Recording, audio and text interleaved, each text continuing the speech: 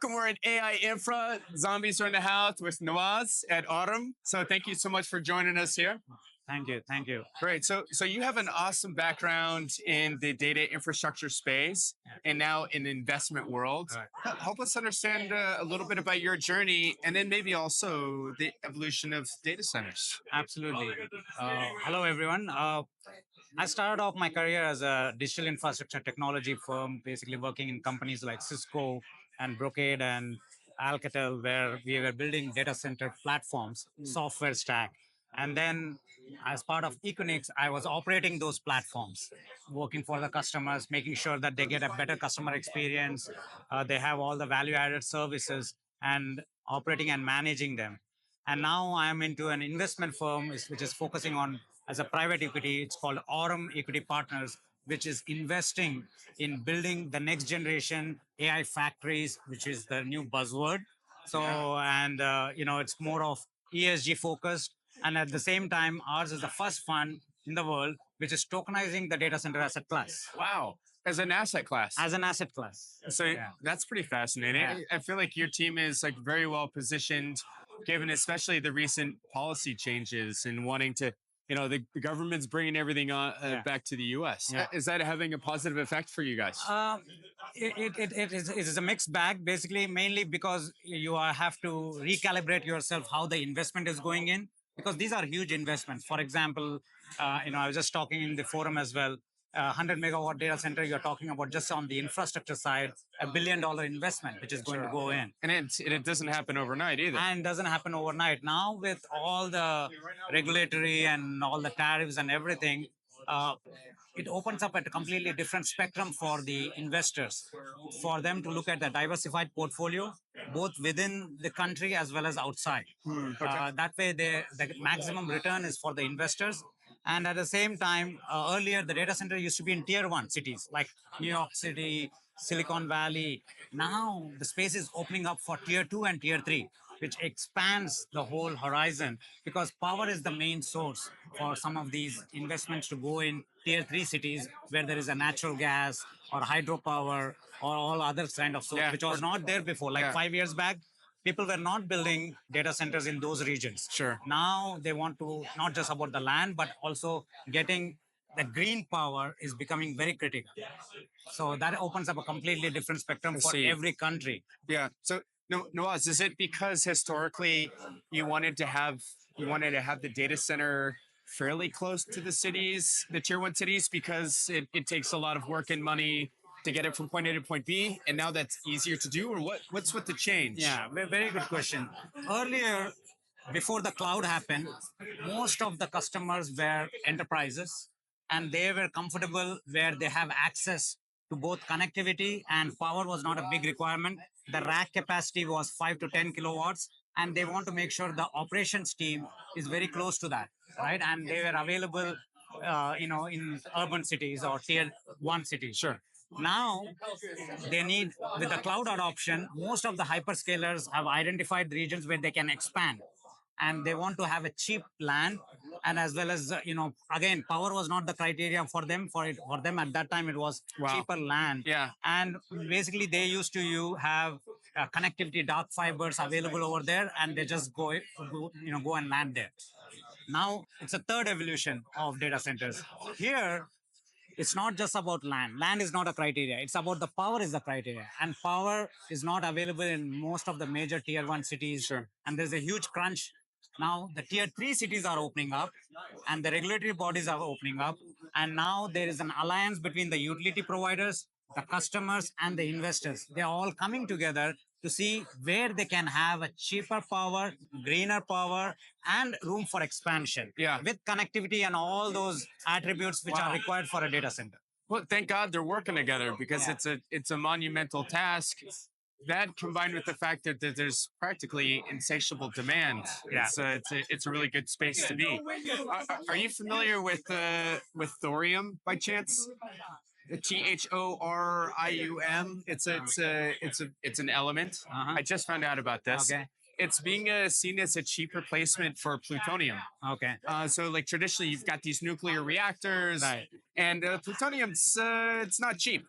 because I think there's not very much of it available, but Thorium is, and so Thorium is seen as is going to be a cheap replacement for that in the future, as I understand it. So let me give you, I know you brought up this particular mineral, rare material. Now, this is the time where there is going to be a lot of innovations in energy. Energy sector is going to explode. Yeah. Now, they are going to look for not just for the natural power sources like the solar and the wind, which are available 40 to 50% of the time, but they are going to go above and beyond like hydrogen. Yeah. Hydrogen power source, SMRs, they are going to come up and open up the space for this data center because the requirement has quadrupled on the power requirements, and there is no single power grid which is available. Yeah. The infrastructure is not ready to China take. has it. Exactly. Probably. Yeah. So now every government is looking at how can I make things possible for for the countries to adopt AI, and when the requirement is almost it's going at a 30% CAGR, right? Yeah. So the requirement, for example, we have around 40% of the overall 55 gigawatts which is available in US alone. The requirement is now 90 gigawatts is under construction, and there's a It's and probably still not enough. and still not enough, and there's a need. A lot of these places where the power is available is oversubscribed by both hyperscalers and large enterprises. And AI is not just booming for these hyperscalers for training. AI itself has a four different spectrums. One is AI training, which we all know about. People have used Chat GPT, which is where it is coming from. The inference, AI inference, that is going to explode because the more number of users going to adopt these AI agents and IoT and smart cities, the more proliferation there will be. AI inference data centers are going to increase. There's also AI augmentation and AI fine-tuning data centers. Augmentation and fine-tuning are the third and fourth piece. Third and fourth piece. Okay. What it is like, for example, if you're a large enterprise, like let's say a fintech, a large bank, now they want to take these AI trained models and make changes based on their data set. And so those models are sitting on top of the base model. Exactly, and then customize it for their own purpose. And that way there is a data sovereignty and privacy also is being controlled. And at the same time, it is much more useful for their application and use cases, which is much different from what the regular AI. Of course, that makes total sense. Yeah. So I'm curious. No, by the way, this is fascinating. Yeah. So thank you. What's the difference between augmentation and fine tuning? Yeah. So augmentation is basically you take a trained model and you add your data set and make that model customized for your network. AI fine tuning is another aspect of it. You take the model, you just don't add your data set, but you just customize it for your own use.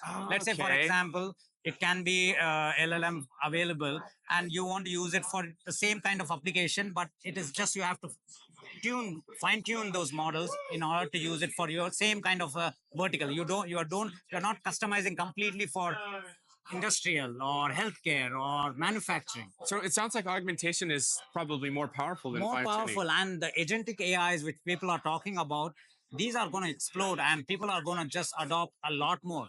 Now with the kind of cost going down, deep seek kind of movements which are going to keep happening, it's going to be easy for a lot of enterprises to get into this and see how they can leverage these new models which are coming out. So when you mentioned, by the way, you mentioned the agentic piece. So I got to bite when you leave this. So do you think that the DeepSeek moment was kind of like the equivalent of like the Sputnik moment, like from the Russians back in the Cold War? Not necessarily, because these are kind of innovations which are continuing to happen. It's not like just one-off. There are going to be a lot of improvisation on how the power efficient models are going to come in, just like the power efficient chipsets, power efficient cooling, power efficient transmission of the power source energy. All these are going to happen. It's a continuous evolution of overall entire spectrum. Yes, DeepSeek is a good it gives you, okay, I can do a different approach. So that those kind of things are going to keep happening, and it's just going to fast pace where you want to reach. Okay. In addition to us, it's interesting because it's almost like, because it's open source, it's for the good of everybody. Like one of the things that the DeepSeek did is they compressed the data before feeding it to the model. Exactly. Like why didn't we think of that? Exactly. That feels like kind of an obvious thing, right? Yeah. It's maybe in retrospect it feels absolutely. obvious. And see the the general intelligence which is going to explode. It's going to give us a much more fast track to get into other models. Multimodal approach is going to happen. Multimodal Model or multimodal? multimodal. Oh, okay, okay. Multimodal. Basically, Yeah. you take the best of each different models. It's like a multi-cloud where you are able to use different models, and then they bring together and see what is the best use case for your application or your needs. So those approach are going to come in. But it once has to people happen. open. It has to happen live, right? So like if you've got like a host of different models, and maybe there needs to be some kind of selection process. Like how does that work? Can you give us an example? Yeah. So, for example, specifically, there are very few models which are open source. Now, people want to use it and adopt it. Now, when they open up their APIs, it's going to be easy for that adoption. Think of it just a few, a decade back. The cloud providers came up with their own cloud, but the customers adopted in a different way. They don't want to have a vendor lock-in, right? They want to use the best of the hyperscalers, or let's say I want to have a storage in one cloud provider. I want to use another cloud provider for other applications and another cloud provider for security. That approach is going to come in for for these training models as well. You know what, Namaz, this kind of reminds me of the whole element of containerization. Do you know what I mean? Where you can go from one to the next. It's interesting because that product came about because there was a lack of interoperability between these. Absolutely. And there is going to be, these models are going to be much more powerful. The number of tokens and the number of attributes that are going to be used, it's going to explode. And now people have to start leveraging it and see what is the right use case and application. Yeah. That hasn't happened yet. It is going to go into different, like, for example, the medical, the law, legal, all these are different verticals which can be adopted in order to have higher efficiency. Overall, at the end of the day, there has to be a productivity output, right? Sure. GDP has to grow. When the results are going to show up, then people are going to adopt more, and they are going to see much more highly efficient, operations, as well as whatever the application they are doing. And it'll probably continue to push out towards the edge where it's new applications, and then it drives the cost downs, which is going to continue to drive the growth. Absolutely. So at Aurum, we strongly believe that the overall architecture is going to be, there is going to be a core data centers and there is going to be edge. So, and we play, in both the roles, where you have the training done at the core and the inference happening closer towards the user. That way, the adoption for the customers and the applications, what they can use for the next generation requirements, like the IoT, smart cars, smart cities, those things are going to be exploding. And we ourselves have invested in a lot of these next generation applications, next generation companies, which are going to fast track these areas. But I'm so curious, are the demand requirements going to be heavier on the edge or more, or as opposed to like core? See, from an investor perspective, and even from someone who's providing these services, there is going to be a lot more ROI, or the revenue will be made at the inference. Oh, okay. Right? And the training is a different beast altogether. Yeah. There are going to be a few players who are going to continue to evolve themselves, but like Elon, like you heard what he's doing with the like 100,000 black balls, right? Exactly. H100s. So there are going to be a lot more players, but at the core, it is going to happen with few players there, and there might be some consolidation. There might be some, someone who's going to take a lead, but everyone will have their different approach where there will be the best use cases for different needs. They will try to select the right models. I see. But the inference is going to be much more closer to the enterprises where they can adopt these applications. So inference is something which is going to go big. Yeah. And Jensen says that space is going to grow by million X. Exactly. Because, that is where the real use cases is going to be. And there is going to be a lot more trained model which can be adopted there. Speaking of Jensen, obviously there's the recent policy around national security where the U.S. government wants to limit the amount of was it H250, H25s, I think it is. So they're going to lose $5 billion, but they also just landed a $500 billion engagement with the United States government. So do you think that's going to be kind of a drop in the bucket for them, or is that an important hurdle for them to jump to recapture the Chinese market? So again, without going too much into those areas, but I'll give you a general approach. See, there will be a lot more adoption of some of these big players, right? Definitely, there are Nvidia is one of the big roles, but customers or investors always look for multi. They don't want to have a vendor lock-in. They want to have a diversified portfolio from investor point of view. They always want to Flexibility. see. They always want to see the multiple players coming in, and adoption is going to increase. That approach is going to happen irrespective Sure. of whether Yeah. we go in there or not. Okay. And there is going to be a lot more It's a very innovation. diplomatic answer, by the way. There's going to be a lot more innovation, and there's a lot more areas which are going to explode, right? And people are there will be always leaders and Sure. laggers, right? Sure. So people might have a little bit. It will take some time for Yeah. them to adopt, but eventually everyone is going to use it in Yeah. some way or the other. How they are going to approach it, it's all these geopolitical things will once Sure. it settles down, you will see a different kind of a spectrum altogether for AI. Let me throw you a curveball. Okay. What should high schoolers be studying right now? Oh, excellent question. So definitely, obviously, this is not the right time for them to start using the chat GPTs for their day-to-day purpose, but they always have to have a creative thinking and see what they can achieve with all the support and power what they are getting, right? With I have seen some of the curriculums in certain schools where they are talking about, hey, can you build it using agentic AI models for your own purposes? Wow. And people have started That's building crazy. applications, right? And Like that is you heard about the lovable integration with Superbase? yeah, exactly. So people have to start adopting it rather than delaying it. How you can improve and what you want to achieve now with you have, let's say for example, a website development or anything. All these aspects which are important for the school kids, they need to see how they can explore their vision. And creative thinking is now just going to be adoptable for every element of the ecosystem. Wow. Think about all the cool new products and services that are going to be built. Exactly. Now people can be much more creative.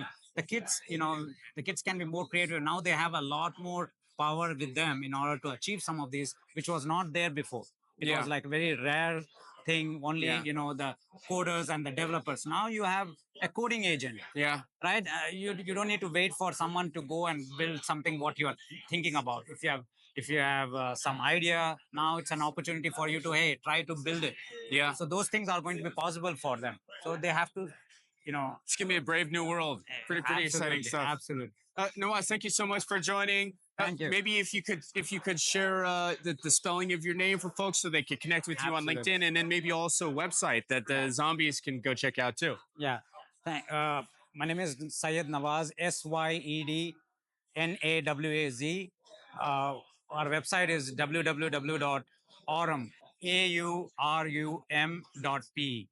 Thank you. Beautiful. Hey, this is super fun. Great. I'm glad we got such an Yeah, expert. absolutely. This is good Thank you. stuff. Thank you. Thank you.